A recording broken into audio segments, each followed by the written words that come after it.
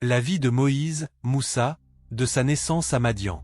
Dans les terres de l'Égypte ancienne, régnait un souverain dont la puissance semblait sans limite, Pharaon. Sa voix dictait la loi, son autorité écrasait les peuples, et son orgueil atteignait des sommets. Mais derrière ce faste et cette gloire apparente, se cachait la peur. Car Pharaon redoutait qu'un jour, les fils d'Israël, ce peuple qu'il réduisait en esclavage, ne s'élève et ne mette en péril son trône. Alors, il prit une décision cruelle. Il ordonna que chaque nouveau-né mâle parmi les enfants d'Israël soit mis à mort.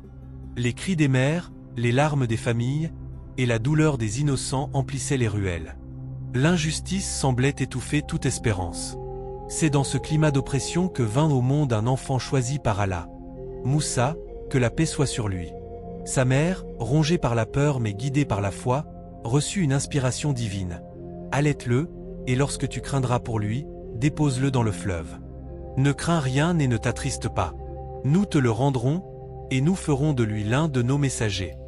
Alors, avec un courage surhumain, elle plaça son nourrisson dans un panier de roseaux et le laissa flotter sur les eaux du Nil.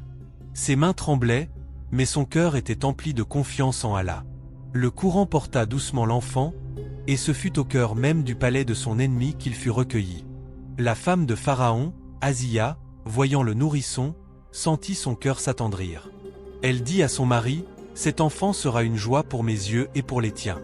Ne le tuez pas, peut-être nous sera-t-il utile, ou l'adopterons-nous comme notre fils. » Ainsi, par la volonté divine, celui que Pharaon voulait détruire grandit sous son toit.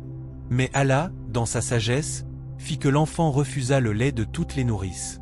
Alors, la sœur de Moussa, restée en secret à distance, proposa une femme capable de l'allaiter.